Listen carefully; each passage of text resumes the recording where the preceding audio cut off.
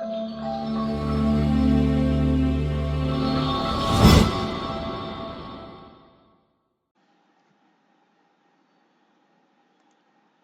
and welcome everyone to the Exact IAS.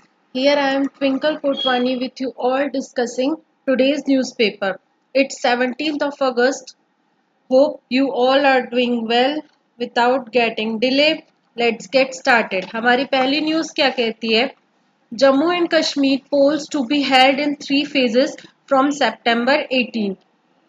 The first Jammu and Kashmir Assembly election in a decade will be held in 3 phases on September 18, 25 and October 1. The Election Commission announced on Friday. After a decade मतलब 10 साल के बाद Jammu and Kashmir में election होने वाले हैं, जिसको कि 3 फेजेस में कवर अप किया जाएगा। और सिमिलरली हरियाणा में भी इलेक्शंस होने वाले हैं, जिसे कि सिंगल फेज में कवर अप किया जाएगा।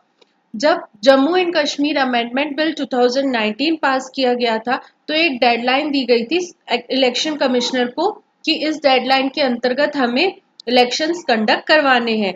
But due to several reasons election में डिले हो गया, जिसमें से कुछ रीजन बताए गए हैं, जैसे कि it includes considerable deployment of central and state police forces to ensure peaceful and fair elections with fearless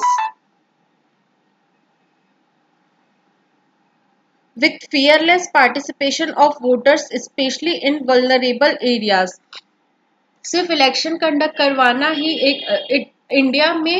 India की एक खासियत रही है कि इंडिया ने कभी भी सिर्फ इलेक्शंस को कंडक्ट एज अ फॉर्मेलिटी नहीं किया है। इंडिया ने हमेशा इंश्योर किया है कि free and fair elections conduct हो पाए, जिसके लिए हमें कई सारी फोर्सेस का, सेंट्रल और स्टेट लेवल पुलिस फोर्सेस का, आर्म्ड फोर्सेस की जरूरत पड़ती है। उसकी प्रॉपर प्लानिंग करनी पड़ती है। इन सब के चलते उस जिस एरिया में हमें इलेक्शंस कंडक्ट करवाने, उस एरिया का पूरा सर्वे करना पड़ता है, जिस वजह से इलेक्शन कमीशन ने बताया कि इलेक्शंस में डिले हुआ है। इलेक्शन कमीशन से पूछा गया, asked about the series of transfer and postings which took place in the Jammu and Kashmir administration late on Thursday evening and Friday morning, just hours before the poll date announced. Election commission से ये भी पूछा गया कि क्या जो आपने shift किए हैं या जो रिप्लेस किए हैं कुछ एडमिनिस्ट्रेटिव ऑफिसर्स को, तो उसका क्या सेंस है। तो इलेक्शन कमीशन ने बताया कि जब तक किसी एरिया में मॉडल कोड ऑफ कंडक्ट को नहीं इंट्रोड्यूस किया जा रहा है, या जब तक वहां पे मॉडल कोड ऑफ कंडक्ट नहीं लागू हो रहा है, उसके पहले ट्रांसफर्स करना अलाउ है। ये मॉडल कोड ऑफ कंडक्ट को ब्रीच नहीं करता है। So this was about the first news. अब हमारे लिए इम्पोर्टेंट हो जाता है जम्मू एंड कश्मीर को रिवाइज करना। आखिर इतने साल क्यों लग गए इलेक्शन करवाने में, या क्या चेंजेस लाए गए हैं जम्मू एंड कश्मीर में। पहले हमारे कॉन्स्टिट्यूशन में आर्टिकल 370 है। The provision of 370 was drafted by Sheikh Abdullah in the Indian Constitution. It was included as a temporary provision that grants special status to Jammu and Kashmir. हुआ क्या था कि आज़ादी के बाद Jammu and Kashmir princely states में से एक था। प्रिंसली स्टेट्स को ये फ्रीडम दी गई थी, या तो वो इंडिया के साथ ज्वाइन हो जाए, या तो वो पाकिस्तान के साथ ज्वाइन हो जाए, या वो फ्री भी रह सकते हैं। तो जम्मू एंड कश्मीर ने अभी अपना स्टैंड नहीं दिखाया था कि उन्हें क्या करना है, या तो इंडिया के साथ जुड़ना है या पाकिस्तान के साथ जुड़ना है। इसी बीच पाकिस्तान आर्मी ने इन्वेट कर दिया जम्मू एंड कश्मीर में, जिस वजह से जम्मू एंड कश्मीर ने अपना स्टैंड दिखाया कि वो इंडिया के साथ ज्वाइन होने चाहती है। और ड्यूरिंग द जब हम कॉन्स्टिट्यूशन बना रहे थे, या जब हम स्टेट्स को रीऑर्गेनाइज कर रहे थे, इसी बीच जम्मू एंड कश्मीर को स्पेशल स्टेटस प्रोवाइड किया गया, जिसमें जिसमें कि जिसे इंक्लूड किया गया था कॉन्स्टिट्यूशन के 370 में। आर्टिकल 370 में क्लियरली लिखा गया है कि ये एक टेम्परेरी प्रोविजन था। ठीक है। All the provision of the constitution which are applicable to other states are not applicable to Jammu and Kashmir except for defense, foreign affairs, finance and communications. Parliament needs the state government's concurrence for applying all other laws.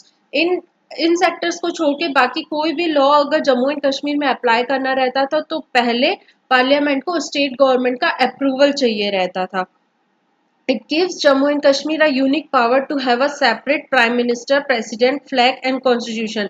इसी article के through Jammu and Kashmir को अपना separate flag, constitution, ये सारे provisions provide किए गए थे. Similarly article 370 के साथ साथ आर्टिकल 35A भी था जो कि जम्मू एंड कश्मीर को स्पेशल राइट्स प्रोवाइड करता था. इसमें जम्मू एंड कश्मीर का रेजिडेंट कौन कहलाएगा उसको डिफाइन किया गया था. Second most importantly Jammu and Kashmir में ये भी प्रोविजन था कि वहाँ के लैंड वगैरह का ट्रांसफर या होल्डिंग का राइट सिर्फ वहाँ के सिटीजन को ही प्रोवाइड किया गया था. इन दोनों एक्ट्स को रिपील किया गया था 2019 में. सिमिलरली उसी टाइम पे ये भी डिक्लेयर किया गया था कि हम जल्द से जल्द वहाँ पे इलेक्शंस कंडक्ट करवाएंगे. क्यों? क्योंकि इन आर्टिकल्स को हटा के जम्मू एंड कश्मीर को दो पार्ट्स में डिवाइड कर दिया गया था. एक जम्मू एंड कश्मीर का रीजन, दूसरा लद्दाख का रीजन. दोनों को यूनियन टेरिटरी बना दिया गया और जम्मू एंड कश्मीर में एक लेजिस्लेटिव असेंबली का भी फॉर्मेशन किया गया. सो अभी जो इलेक्शंस की बात चल रही है वो यही चल रही है कि जो Jammu and Kashmir with legislature as a union territory constitute किया गया, अब वहाँ पे इलेक्शंस कंडक्ट करवा के वहाँ पे गवर्नमेंट फॉर्म करने का टाइम है. ठीक है, let's get to the next article. ISRO's SSLV D3 successfully launches Earth Observation Satellite EOS-08 into orbit. The Indian Space Research Organisation on Friday launched the EOS-08 Earth Observation Satellite on board the small satellite launch vehicle from the Satish Dhawan Space Center in Sriharikota. The SSLV D3 in its final development flight lifted off from the first launch pad of Satish Dhawan Space Center at 9:17 a.m. It is talking about the Earth Observation Satellite. Earth observation satellite ऐसी satellites रहती है जो हमारे अर्थ को observe करने के लिए हम स्पेस में लगाते हैं या स्पेस में लॉन्च करते हैं. क्या कहता है? Earth observation satellites are polar orbiting and low inclination satellites for long-term observations of the various landscapes on the Earth, atmosphere, biosphere, lithosphere and oceans. These type of satellites monitor our planet from space and report back on any changes they observe.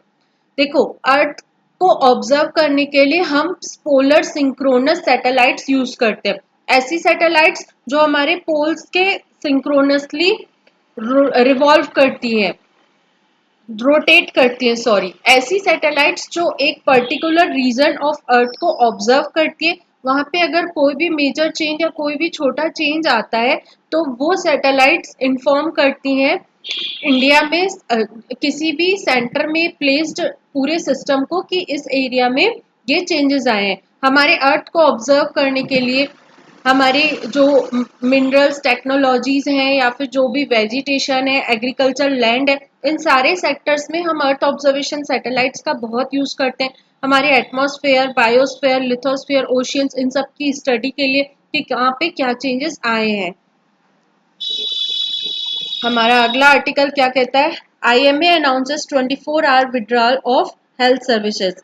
The Indian Medical Association has announced a 24-hour withdrawal of health services by all doctors of modern medicine across the country, irrespective of the sector and place of work.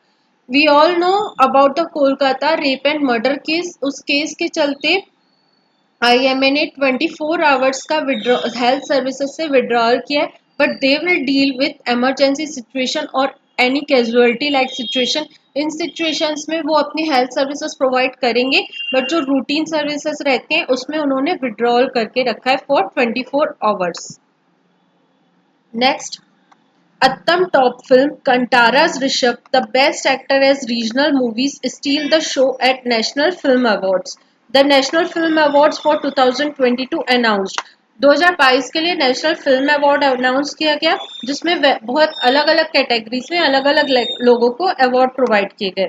जैसे कि पहला जो award है वो अट्टम है, जो कि best editing movie के लिए भी बेस्ट एडिटिंग कैटेगरी के लिए अट्टम मूवी को प्रोवाइड किया गया।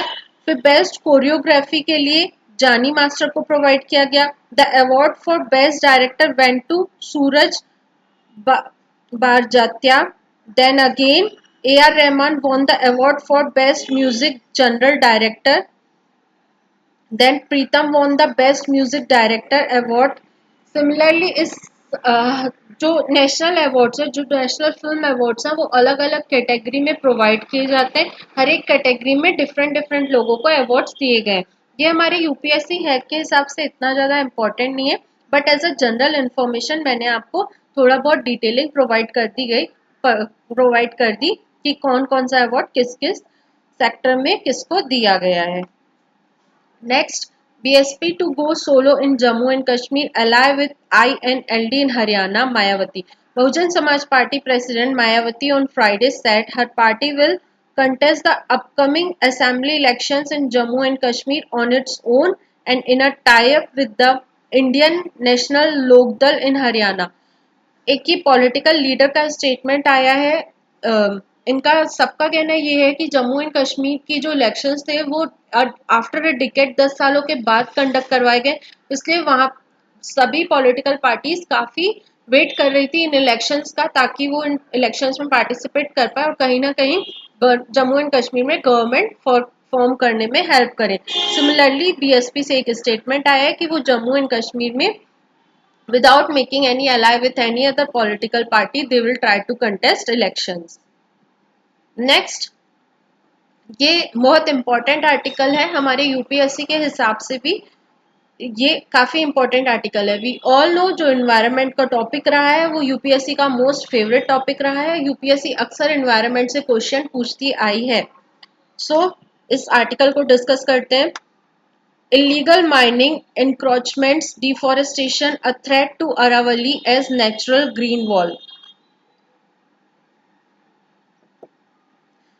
The Aravalli range that stretches from Gujarat to Delhi through Rajasthan, considered the natural green wall in the northwestern part of the country, is facing a severe threat from illegal mining, deforestation and human encroachments, which have led to environmental degradation as well as depletion of groundwater reserves in this region. जो Aravalli reason है, जो कि हमारे north western part में stretch करती है from Gujarat Rajasthan to Delhi, ऐसा consider किया जाता है कि जो ये अरावली रेंज है वो पूरी एज अ ग्रीन वॉल काम करती है। लेकिन अभी कुछ एक्टिविटीज के कारण, कुछ माइनिंग के कारण, डिफॉरेस्टेशन के कारण इस अरावली रेंज में डिप्लीशन पाया गया है, या जो ये नेचुरल ग्रीन वॉल है ये कम होती जा रही है। The destruction of the hills has also led to loss of vegetation and soil cover. Destruction के कारण, या यूं कह लें कि माइनिंग, डिफॉरेस्टेशन, ह्यूमन इंक्रोचमेंट्स और ह्यूमन इंटरफेरेंस के बढ़ने के कारण जो है वहाँ का सॉइल कवर मतलब सॉइल इरोजन हो रहा है, जिसे हम कह सकते हैं which can result into soil pollution. फिर उसके बाद वहाँ की वेजिटेशन में भी कमी आ रही है, जो वहाँ पे पूरा वेजिटेशन फैला हुआ है उसमें भी लॉस हो रहा है कहीं ना कहीं। Rajasthan occupies 80% of the world's oldest hill range, while other states Haryana, Delhi and Gujarat have 20% share in the terrain. With a length of this much and a width of this much, ऐसा कहा जाता है कि अगर हम पूरे अरावली को study करें तो जो राजस्थान का पार्ट, जो राजस्थान है उसमें अप्रोक्स 80% ऑफ अरावली रेंज लाई करता है, और जो बाकी पार्ट है जैसे कि गुजरात हो गया, दिल्ली हो गया, हरियाणा हो गया, इन सब स्टेट्स में बाकी का 20% ऑफ अरावली रेंज लाई करता है। ठीक है। Aravalli forms an ecotone zone between Thar desert and the Gangetic plains. यहाँ पे एक टर्म यूज हुआ है इकोटोन, बहुत इंपॉर्टेंट टर्म है, पहले भी इकोटोन से यूपीएससी में क्वेश्चन पूछे जा चुके हैं। इकोटोन क्या होता है? जब दो इकोसिस्टम, अलग अलग टाइप के इकोसिस्टम कंबाइन होते हैं तो जो बीच का ब्लेंडिंग रीजन है, ऐसा रीजन जहाँ पे दो अलग अलग सिस्टम मिलते हैं, जो बीच का इंटरमिक्सिंग जोन रहता है, इससे इकोटोन जोन कहा जाता है। जो ये इकोटोन जोन रहता है वो काफी सेंसिटिव रहता है और वो बायोडाइवर्सिटी से भी काफी रिच रहता है।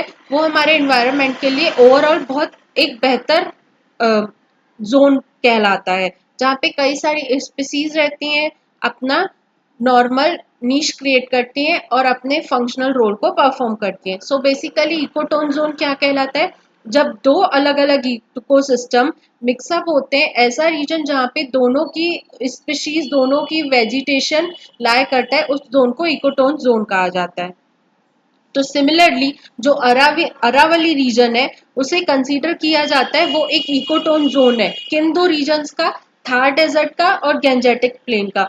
अगर हम कंसीडर करें तो इंडिया के नॉर्दर्न साइड में जो गेंजेटिक प्लेन्स मिलते हैं और थार के वेस्टर्न साइड में जो सॉरी अरावली रीजन के वेस्टर्न साइड में जो थार डेजर्ट मिलता है। तो इन दोनों जोन्स का जो इकोटोन जोन क्रिएट हो रहा है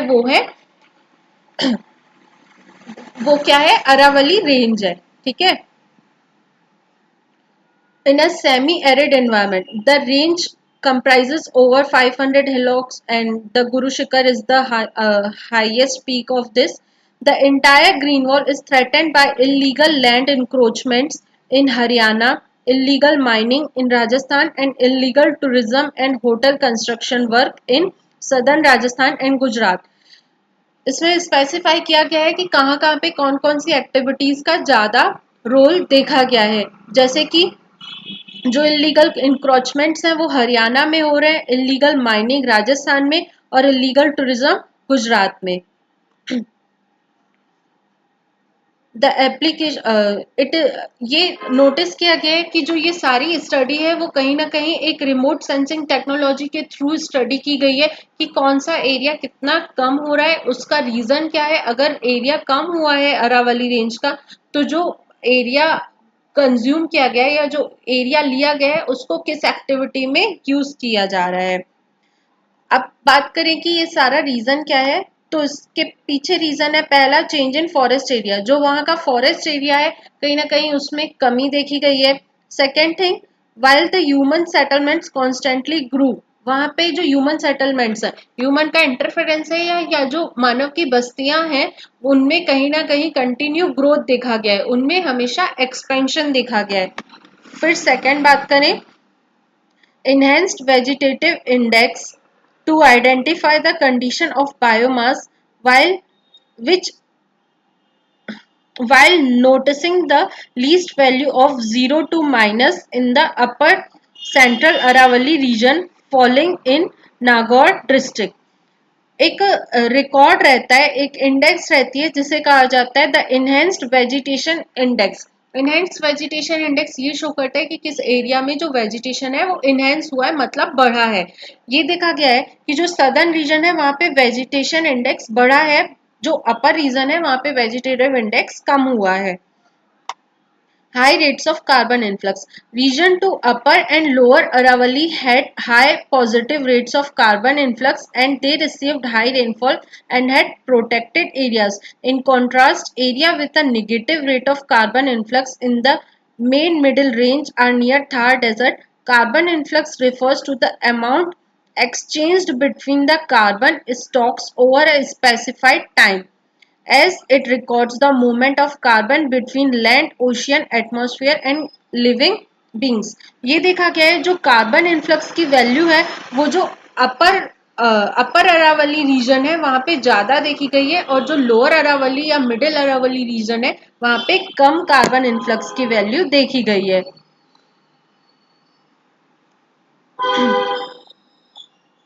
सॉरी, अपर और लोअर में हाई देखी गई है और मिडिल जो अरावली रीजन है वहां पे कार्बन इन्फ्लक्स की वैल्यू कम देखी गई है। एक और चीज ऑब्जर्व की गई है इस स्टडी के through, that the study noted that the presence of two wild life sanctuaries, Todgarh Raoli and Kumbhalgarh in the central Aravalli range had a positive impact on the eco-sensitive zone with minimum forest depletion। ये भी देखा गया है कि जो दो protected areas हैं या जो दो वाइल्ड लाइफ सेंचुरीज हैं अरावली रीजन में, वहां पे फॉरेस्ट डिप्लीशन, डिफॉरेस्टेशन, ये सारी एक्टिविटीज काफी कम हुई है as compare to other areas. Overall, ये स्टडी से ये बताया जा रहा है कि हमें जो ड्रोन टेक्नोलॉजीज हैं उन्हें इन्हेंस करना चाहिए, उनका यूजेबिलिटी इंक्रीज करके उस रीजन को और बेहतर तरीके से सर्वे करना चाहिए। और अगर चीज़ों का इंक्रोचमेंट हो रहा है, अगर लैंड इंक्रोच हो रही है या फॉरेस्ट एरिया को कम किया जा रहा है या माइनिंग एक्टिविटीज़ बढ़ाई जा रही हैं, तो उस पर प्रॉपर सर्वे होके उस पर एक्शंस लिए जाए, ताकि जो एक नेचुरल ग्रीन वॉल है अरावली की, उस वो मेंटेन रहे, उस पर इन्वायरमेंट वहाँ का एनवायरनमेंट बेहतर बना रहे, ताकि वहाँ का जो इकोसिस्टम या इकोटोन जोन क्रिएटेड है वो मेंटेन रहे, वहाँ की स्पीसीज सेफ रहें और एक पूरा एनवायरनमेंट प्रॉपर फंक्शन कर पाए। Then next article, this was all about Aravalli.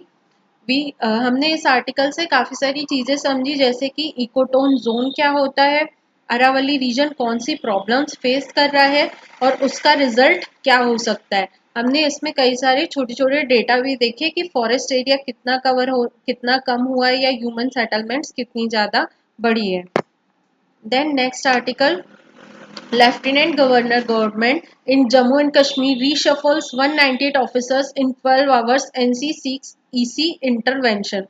The Jammu and Kashmir Lieutenant Governor administration's unprecedented reshuffle of at least 198 upper and middle range officers in 12 hours in the civil administration and police department on Friday raised many eyebrows, especially from the National Conference. NC का मानना ये है कि आखिर क्यों Jammu and Kashmir में before election ही इतने large number में लोगों का रीशफल या फिर ट्रांसफर देखा गया है। हमने देख लिया पहले कि ईसी ने इस पर पहले ही स्टेटमेंट दे दिया है कि proper free and fair elections को कंडक्ट करवाने के लिए ऑफिसर्स का शफलिंग की गई है। Everyone is expecting that Jammu and Kashmir में जो इलेक्शंस कंडक्ट करवाएं वो फ्री एंड फेयर हो, इसलिए सारे क्वेश्चंस अराइज हो रहे हैं इस चीज पर। Then next question, SCS campaign for UCC but refuse to enforce it. This article talks about UCC. हमने कल की क्लास में, मतलब कि 16 अगस्त की क्लास में यूसीसी को बहुत बेहतर तरीके से समझा था कि यूसीसी क्या होता है। मैं पूरा डिटेलिंग अभी नहीं प्रोवाइड कर सकती, डिटेलिंग जानने के लिए आप पिछली क्लास देखिए, बट अगर शॉर्ट में समझाऊं तो यूसीसी यूनिफॉर्म सिविल कोड होता है, जो कि एक इंडिया का एम है कि हम ऐसे सेक्युलर यूनिफॉर्म सिविल कोड को फॉर्म करें जो कि सारे जो पर्सनल लॉज हैं उनको हटा के सारे इंडियन सिटीजन्स को एज अ इक्वली ट्रीट करके उनकी जो पर्सनल कल्चर है, मैरिज, डाइवोर्स, इनहेरिटेंस, सक्सेशन, इन सब चीज़ों पे यूनिफॉर्मली अप्लाई कर पाए। हमने कल की क्लास में देखा था कि इससे रिलेटेड चैलेंजेस क्या हैं, इंडिया को इसकी ज़रूरत क्या है और हमें इस चीज़ को अप्लाई करने के लिए कैसे वर्क करना चाहिए। तो इसकी डिटेलिंग जानने के लिए आप पिछली क्लास देखिए। आज के आर्टिकल में क्या आया है, the Supreme Court has pushed for a uniform civil code over the years, calling it desirable but refuse to enforce it. Supreme Court ने हमेशा से यूसीसी को एक डिजायरेबल तो माना है, लेकिन जब इसके इम्प्लीमेंटेशन की बात आती है तो सुप्रीम कोर्ट ने इसे रिफ्यूज किया है। इसमें कई सारे जजमेंट्स का एग्जाम्पल दिया गया है, जैसे कि केशवानंदा भारती केस में सुप्रीम कोर्ट ने क्या कहा था, the government that the state should endeavour to secure for the citizen a uniform civil code throughout the territory of India. Kesavananda Bharati case में सुप्रीम कोर्ट जो है वो इसके फेवर में रहा है। फिर उसके बाद शाह बानो केस में सुप्रीम कोर्ट ने क्या कहा, UCC remained a dead letter.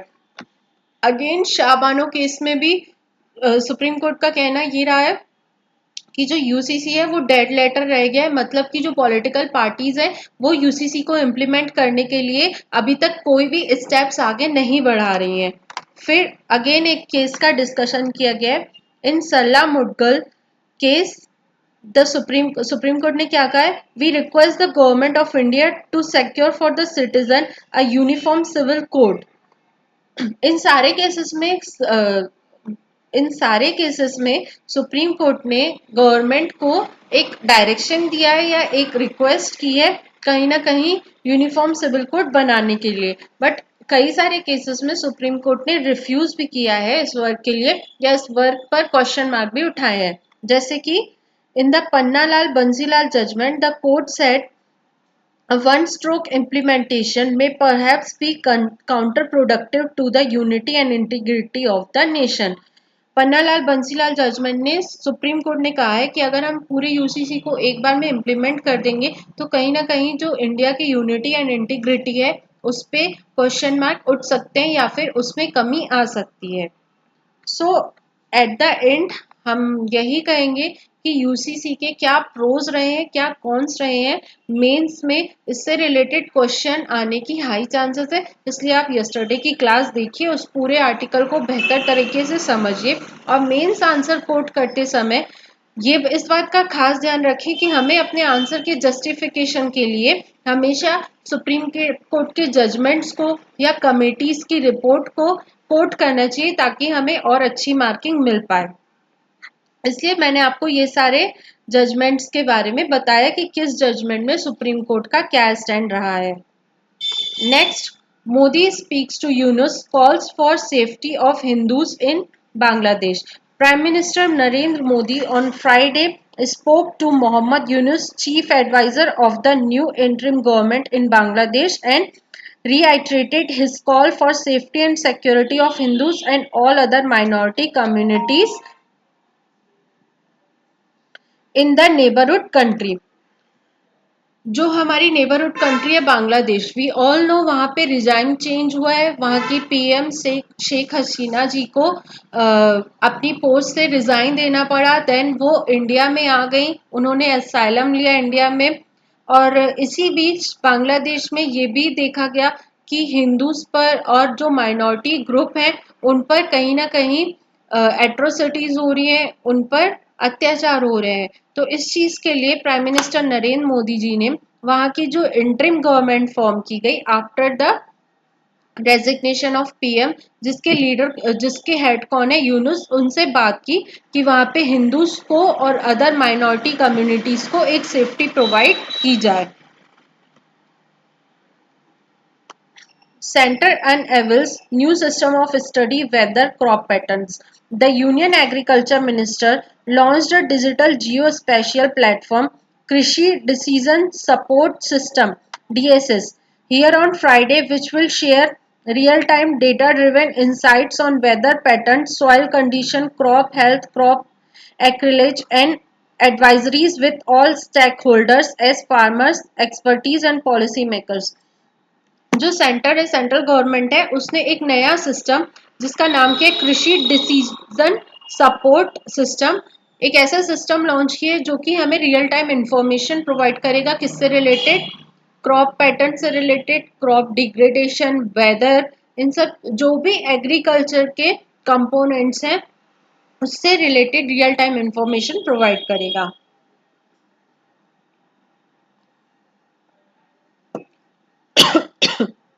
Next article, NWMI issues guidelines to boost equity in newsrooms. The Network of Women in Media India has introduced a new set of guidelines aimed at improving workplace conditions in newsrooms across the country. जो ये group है NWMI का, इसने एक कुछ guidelines issue की हैं, किस लिए, जो वर्क प्लेस है न्यूज रूम का उसकी कंडीशंस को बेहतर बनाने के लिए। पहले कुछ चैलेंजेस की बात की गई है कि कौन कौन से चैलेंजेस न्यूज रूम में फेस किए जाते हैं, जो न्यूज एजेंसीज हैं या ऐसी भी इंस्टीट्यूट जो न्यूज से रिलेटेड वर्क करती है। उसमें फर्स्ट चैलेंज क्या है, humiliation and harassment, where abusive behavior from senior staff often tolerated and justified by claims of past experience. पहला क्या है, जो सीनियर स्टाफ रहते हैं वो अपने पास्ट एक्सपीरियंस या उसकी बढ़ाई करते हुए जो जूनियर या जो फ्रेशर्स हैं उनके तरफ उनका जो बिहेवियर रहता है वो ह्यूमिलिएटिंग रहता है और हैरेसमेंट वाला रहता है। Then disparaging comments based on personal attributes such as caste, gender and sexuality are also common. जो डिफरेंट कम्युनिटीज रहती हैं, एलजीबीटी कम्युनिटी हो गई या फिर caste based, sex based, gender based, इन सब बेसिस पे भी कहीं ना कहीं लोगों को डिस्क्रिमिनेशन या डिफरेंशिएशन को फेस करना पड़ता है. One of the key aspect of the guideline, उस अब बात करते हैं कि आखिर जो गाइडलाइन इशू की गई उसके क्या फीचर्स है, क्या प्रोविजंस है. One of the key aspect of the guideline is adherence to legally sanctioned work hours. इसमें लीगली सैंक्शनड वर्क आवर्स की बात की गई है कि अगर कोई इंसान ओवर टाइम कर रहा है तो उसके ओवर टाइम को रिकॉग्नाइज किया जाए, उस हिसाब से उसका पे स्केल हो और ये सारे वर्क जो होना चाहिए वो लीगल होना चाहिए. देन रिकमेंडेशंस क्या की गई हैं इस इंस्टीट्यूट के द्वारा उन्होंने कहा है कि प्रॉपर जो एनुअल बेसिस पे 30 डेज का लीव रहता है उसे प्रोवाइड करना चाहिए.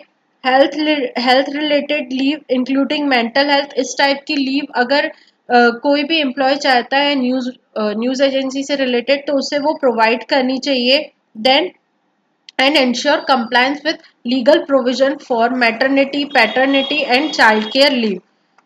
इसमें एक इंस्टीट्यूशन की बात की गई है, जिसके एस्टेब्लिशमेंट की बात की गई है, जिसका नाम है establishment of independent professional human resource departments is emphasised. एक इस डिपार्टमेंट के फॉर्मेशन पे भी एम्फेसाइज किया गया है, जोर दिया गया है. Then additionally, grievance redressal mechanism must address complaints of toxic behavior within newsroom. जो न्यूज़रूम के अंदर समटाइम्स टॉक्सिक बिहेवियर किया जाता है विद द एम्प्लॉयज, उस चीज़ की अगर कोई इंसान कंप्लेन कर रहा है तो उस कंप्लेन का मैकेनिज्म हो, प्रॉपर उसका रिड्रेसल हो, उसे सॉर्ट आउट किया जाए. इस टाइप के रिड्रेसल रूम्स या रिड्रेसल मैकेनिज्म्स को भी बनाने की बात की गई है. बेसिकली ये एक और network of women in media India एक ग्रुप है जिसने सेट ऑफ गाइडलाइन इशू की, जिसने ये बताया कि न्यूज एजेंसीज में कौन कौन से चैलेंजेस देखने को मिलते हैं और उन चैलेंजेस को ओवरकम करने के लिए उन्होंने कुछ गाइडलाइंस बताई, कुछ सजेशंस दिए. Then next article, the essence of India's inflation problem. The economic survey that preceded this year union budget presentation makes a suggestion which has implications for inflation control. It is that the price of food be taken out of the inflation target that the Reserve Bank of India is mandated with. इस article में inflation के लिए बात की गई है. Basically क्या बोला जा रहा है कि जो इकोनॉमिक सर्वे आया था उसमें जो इन्फ्लेशन टारगेट सेट किया जाता है उसमें से फूड इन्फ्लेशन को एक्सक्लूड करने की बात की जा रही है. हम समझते हैं पहले इस आर्टिकल का बैकग्राउंड, फिर आर्टिकल की बात करेंगे. ठीक है. इन्फ्लेशन क्या होता है? किसी भी कमोडिटी के प्राइस राइज, अगर किसी भी कमोडिटी का प्राइस थोड़ा सा राइज होता है तो उसे इन्फ्लेशन कहा जाता है. ठीक है. तो इंडिया में सिमिलरली दो टाइप के इन्फ्लेशन कंसीडर किए जाते हैं. एक होता है कोर इन्फ्लेशन, दूसरा होता है हेडलाइन इन्फ्लेशन. जो कोर इन्फ्लेशन रहता है उसमें ऐसे सेट ऑफ कमोडिटीज को कंसीडर किया जाता है, लेकिन उसमें से फूड और एनर्जी इन दोनों को एक्सक्लूड किया जाता है. दूसरा होता है हेडलाइन इन्फ्लेशन. हेडलाइन इन्फ्लेशन भी कमोडिटीज का बास्केट रहता है, लेकिन हेडलाइन इन्फ्लेशन में हम फूड और एनर्जी दोनों को इंक्लूड करते हैं. ठीक है. ये चीज क्लियर हुई. इसके बाद अगर बेसिकली इंडिया की बात की जाए तो इंडिया में इन्फ्लेशन कंट्रोल करने का या इन्फ्लेशन को बैलेंस रखने की जिम्मेदारी आरबीआई की है, that is reserve bank of India. Target set किया गया है कि सीपीआई से, कंज्यूमर प्राइस इंडेक्स से ±4%, मतलब कि 4% से अगर 2% ज्यादा, दैट इज 6% तक इन्फ्लेशन रेट पहुंच रहा है वो भी सही है. अगर 4% से कम 2%, मतलब 2% तक भी अगर इन्फ्लेशन पहुंच रहा है तो वो भी कंसिडरेबल है. तो ये सारी जो रिस्पॉन्सिबिलिटी है वो हमारी कंट्री की central bank that is RBI की रिस्पॉन्सिबिलिटी है. अब बात कर रहे हैं प्रेजेंट सिनेरियो में. प्रेजेंट सिनेरियो में ये कहा जा रहा है कि हम अभी जो इन्फ्लेशन को कंट्रोल करने के लिए उसमें फूड को भी कंसीडर करते हैं, मतलब कि हमारे जो फूड प्रोडक्ट्स है उनमें कितना प्राइस राइज देखने को मिला है। तो बात कही जा रही है कि इस इन्फ्लेशन में हम इस फूड स्टफ को एक्सक्लूड कर दें, मतलब अब फूड को कंसीडर ना करें। The heading is food price and inflation trajectory. Food price inflation has been very high by historical standards. In June, the year-on-year increase in the price of food was close to 10%. Food price inflation has been elevated since 2019. पहली बात क्या कही जा रही है कि food inflation जो है वो कंटिन्यूअसली राइज पे देखा गया है। अप्रोक्स 10% राइज देखा गया है फूड इन्फ्लेशन में। With food inflation high and food accounting for a large part of the consumer price index, overall inflation has been higher than usual too. ये भी ऑब्जर्व की गई है कि जब हम इन्फ्लेशन की बात करें, चूंकि फूड इन्फ्लेशन कंटिन्यूअसली हाई पे रहा है, इसलिए जो इन्फ्लेशन रेट रहा है वो भी हमें हाई राइज पे देखने को मिला है। दूसरी बात ये कही जा रही है, since 2016 by an act of parliament controlling inflation in India has been hived to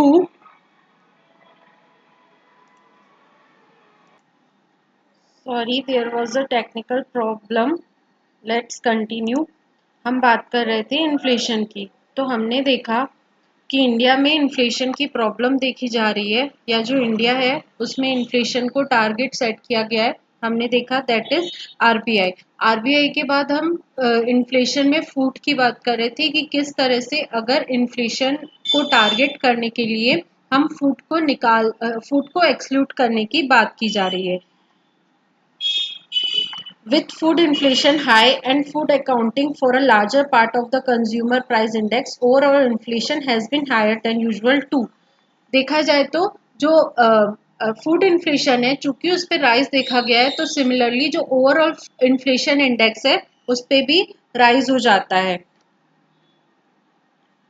Now to the second aspect that needs to be understood. Since 2016, by an act of parliament controlling inflation in India has been hived off to the RBI, which is expected to control it through variations in the interest rate, a practice termed as inflation targeting. Basically ये पूरा article क्या कह रहा है, अगर हम पूरे article को समझने की कोशिश करें तो इस आर्टिकल में बताया गया है कि जो इंडिया है उसमें उसका अभी इकोनॉमिक सर्वे रिलीज हुआ। इकोनॉमिक सर्वे रिलीज होने के साथ साथ एक रिकमेंडेशन आई या एक बात की जा रही है कि जो आरबीआई इन्फ्लेशन को टारगेट करता है उसमें से फूड प्राइजेस को या फूड इन्फ्लेशन को एक्सक्लूड कर देना चाहिए। तो आगे इसके रीजन समझते हैं कि जो हमारा ये एडिटोरियल है वो इस चीज के अगेंस्ट है। ऐसा क्यों? Because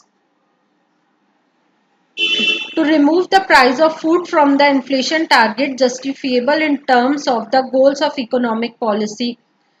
Second, the RBI likely to be are more successful in controlling core inflation than it has been in its efforts to control headline inflation.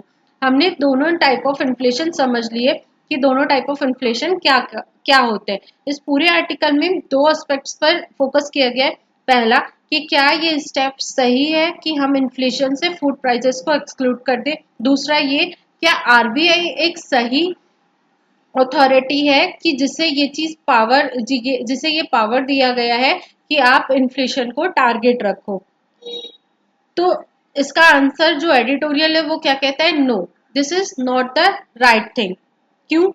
India is an economy in which the share of food in house hold expenditure is close to 50%।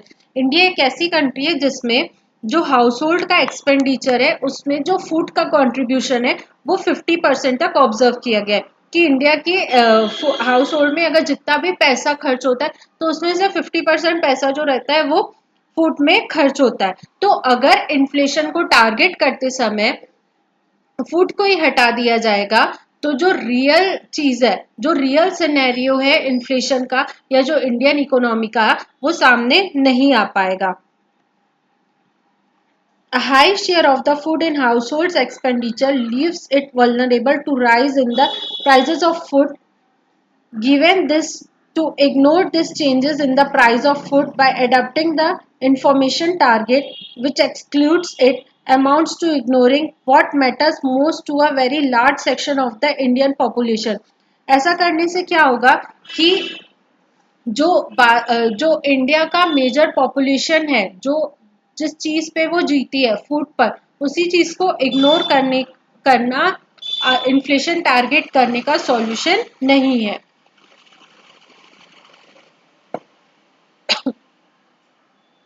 फिर बात की जा रही है targeting core inflation.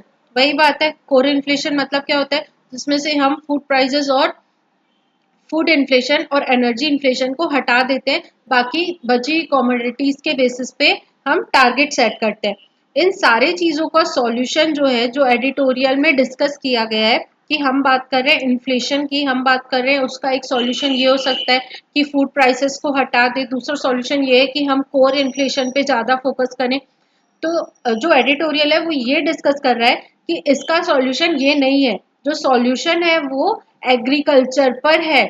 जो RBI है जिसको आपने टारगेट सेट करके दिया है कि इन्फ्लेशन को इतना टारगेट्स रखना है, आरबीआई कुछ भी इस चीज में ज्यादा वर्क नहीं कर सकता है। वो मेजरली इंटरेस्ट रेट को, पॉलिसी रेट्स को, उन सबको मैनेज कर सकता है, लेकिन जो इंडिया का इन्फ्लेशन है वो मेजरली फूड प्रोडक्ट्स के कारण है, और फूड प्रोडक्ट्स के इन्फ्लेशन को सॉर्ट आउट करने के लिए हमें एग्रीकल्चर सेक्टर में रिफॉर्म्स लाने चाहिए। एग्रीकल्चर में भी स्पेशली सप्लाई साइड में अगर प्रोडक्ट्स की सप्लाई बेहतर हो पाएगी, अगर किसानों की जो क्रॉप है वो हाई यील्डिंग क्रॉप होगी, जिससे कि प्रोडक्शन बढ़ जाएगा, प्रॉफिट बढ़ जाएगा, तो जो इन्फ्लेशन है वो खुद ही बैलेंस्ड हो जाएगा। This was all about this article. हमने समझा कि इन्फ्लेशन क्या होता है, कोर इन्फ्लेशन क्या होता है, हेडलाइन इन्फ्लेशन क्या होता है, दोनों के बीच में डिफरेंस समझा। उसके बाद आरबीआई की रिस्पॉन्सिबिलिटी समझी कि अगर आरबीआई इतने सारे ईयर से अभी तक इन्फ्लेशन को पूरा टारगेट में नहीं रख पा रहा है तो उसका रीजन क्या है। उसका रीजन है फूड इन्फ्लेशन। फूड इन्फ्लेशन को सॉर्ट आउट करने के लिए हमने उसके रिजल्ट समझे कि उसके लिए हमें क्या करना चाहिए, जो एग्रीकल्चर सेक्टर है उसमें सप्लाई साइड में हमें इम्प्रूवमेंट करना चाहिए। Next article, SEBI's which earned revenue in potential violation of policies। SEBI की जो चेयरपर्सन है माधवी पुरीभुज, उन पर कुछ एलिगेशंस लगाए गए थे कि उनके साथ कॉन्फ्लिक्ट ऑफ इंटरेस्ट के कारण उन्होंने पुराने स्कैम, अडानी ग्रुप के ऊपर जो स्कैम हुआ था उस पर उन्होंने कोई भी एक्शन नहीं लिया।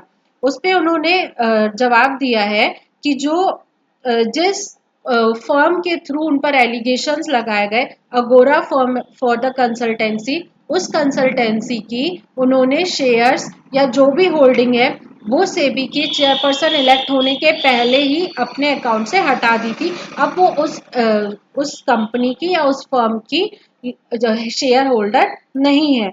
इस पूरे आर्टिकल को समझे तो बेसिकली अभी भी ये अपने ग्रोइंग स्टेज पर है, मतलब हमें सारी चीज की क्लियरिटी पता नहीं है, इसलिए पहले पूरी क्लियरिटी आ जाए, पूरी इन्वेस्टिगेशन हो जाए, फिर हम इस आर्टिकल को और बेहतर तरीके से समझेंगे। अभी तक जो है, अभी हमने देखा कि इंडिपेंडेंस डे के दिन हमारे जो prime minister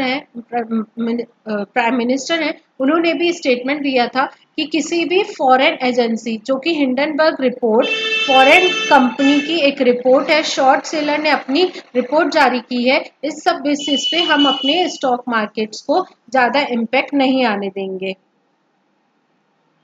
then Sensex climbs 1.68% on US rate cut hopes. इस आर्टिकल को, ये आर्टिकल यूपीएससी के हिसाब से इतना ज़्यादा इम्पोर्टेंट नहीं है, सिर्फ हमें यहाँ से एक कॉन्सेप्ट समझना है। ऐसा है कि अगर किसी कंट्री में रेट कट्स हो रहे हैं, मतलब कि जो इन्वेस्टर्स है, अगर उसने पैसा कहीं पे इन्वेस्ट कर रखा है, चाहे वो अगर अपना पैसा बैंक्स में जमा कर रखा है या मार्केट में रखा है, लगा रखा है शेयर्स में, अगर वहां पे रेट कट्स होते हैं, मतलब कि जो इन्वेस्टर है उसकी प्रॉफिट की मार्जिन कम होती है, तो वो इन्वेस्टर क्या चाहता है कि वो अपना पैसा वहां से निकाल कर और किसी अदर कंट्री में जहां पे हाई रेट्स उसे मिल पाते हैं वहां अपना पैसा इन्वेस्ट कर देता है। India grants credit worth 4 to 5 billion given to Bangladesh at risk. इस आर्टिकल में इंडिया और बांग्लादेश के बीच की बात कही गई है कि जो इंडिया है उन्हें 4 to 5 बिलियन बांग्लादेश पर ऑलरेडी इन्वेस्ट कर सकते हैं। रेल रूट्स हो गए, ट्रांसपोर्ट हो गया, कम्युनिकेशन हो गया, अलग अलग इंफ्रास्ट्रक्चर प्रोजेक्ट्स में इंडिया ने कई सारा अमाउंट इन्वेस्ट कर रखा है। अब इंडिया का वो पूरा अमाउंट एक क्वेश्चन के एम्बिट में आ जाता है। क्यों? क्योंकि हमेशा से जो वहाँ की अपोजिशन पार्टी रही है वो इंडिया के फेवर में नहीं रही है। उन्होंने इंडिया के इन्वेस्टमेंट को कभी वेलकम नहीं किया है। तो अभी क्वेश्चन अराइज हो रहा है कि क्या जो इन्वेस्टमेंट वो है वो इन अ सेफर साइड है, क्या बांग्लादेश गवर्नमेंट जो भी हमने क्रेडिट उन्हें प्रोवाइड किया है वो हमें वो रिटर्न करेगी या नहीं। ये आर्टिकल इस चीज को डिस्कस करता है। Then Pakistan records Asia's first case of Mpox. European agency urges caution. At least 3 patients with Mpox virus have been found so far in Pakistan. It emerged on Friday as the government decided to strengthen the screening system at the airports. हमारे लिए इस पूरे article से सबसे ज्यादा important क्या है? Mpox. Mpox क्या होता है, कहाँ से ओरिजिनेट हुआ, क्या प्रॉब्लम्स क्रिएट कर रहा है और इसकी वैक्सीन के बारे में समझते हैं। Mpox, a viral disease previously known as monkeypox, has recently garnered significant global attention due to its increasing spread and the emergence of new variants. Mpox जो है वो एक टाइप की वायरल डिसीज है जिसे पहले मंकी पॉक्स कहा जाता था, लेकिन रिसेंटली ग्लोबली इसे और अटेंशन मिलने लगा है। क्यों? क्योंकि अलग अलग कंट्रीज में इसके अलग अलग वेरिएंट्स देखने को मिले हैं। The World Health Organization on Wednesday classified mpox as a global public health emergency. Even WHO ने भी इस डिसीज को global public health emergency declare कर दिया है। This comes after surge in cases in the Democratic Republic of Congo with the virus spreading to neighbouring countries. अगर इस disease का ओरिजिन देखा जाए तो ये disease Democratic Republic of Congo से ओरिजिनेट हुई, उसके बाद आसपास की नेबरिंग कंट्रीज में भी इसका जो प्रकोप है या इसका जो केसेस है वो देखे जाने लगे। This is the second time the infection has received the designation in as many years. पहले भी 2022 में भी 23 में भी इस डिसीज के कई सारे केसेस देखने को मिले थे, लेकिन अब फिर से इस 2024 में भी इस डिसीज के कई सारे केसेस देखने को मिल रहे हैं। 99,000 अप्रॉक्स केसेस में से 2008 डेथ्स को रिपोर्ट किया गया है according to the WHO. 1950s में इस डिसीज को आइडेंटिफाई किया गया था और ऐसा माना गया था कि जो ये डिसीज है वो मंकीज, जो इस डिसीज के रिजर्वॉयर है उन्हें मंकी कंसीडर किया गया था। मतलब इस डिसीज के रिजर्वॉयर मंकीज को कंसीडर किया गया था, लेकिन बाद में और ज्यादा रिसर्च और साइंटिफिक जो फाइंडिंग्स आई उनके अकॉर्डिंग देखा गया कि जो ये डिसीज है, मतलब जो एमपॉक्स है, उसके रिजर्वॉयर मंकीज नहीं है बल्कि रोडेंट्स है। इसलिए इस डिसीज को पहले मंकी पॉक्स कहा जाता था और अब इसे एमपॉक्स कहा जाता है। एमपॉक्स क्या है?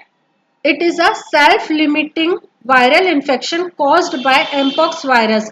एमपॉक्स वायरस से जो एक डिसीज कॉज होती है जो कि सेल्फ लिमिटिंग है। सेल्फ लिमिटिंग मतलब कि अगर किसी इंसान को हो जाती है तो उसका इम्यून सिस्टम उस चीज को खुद से कवर करने में, उससे लड़ने में, फाइट करने में और ह्यूमन बीइंग को ठीक करने के लिए कैपेबल है। लेकिन अगर किसी इंसान का, किसी ह्यूमन बीइंग का इम्यून सिस्टम वीक है तब ये डिसीज कैन कॉज डेथ। ठीक है। Then more dangerous variant, mpox disease के बहुत सारे वेरिएंट भी देखे गए जिसमें से बेसिकली क्लैड 1 और क्लैड 2 पाया गया है। जो क्लैड 1 वेरिएंट है वो ज्यादा डेडली है या वो ज्यादा डेंजरस है एज कंपेयर टू क्लैड 2।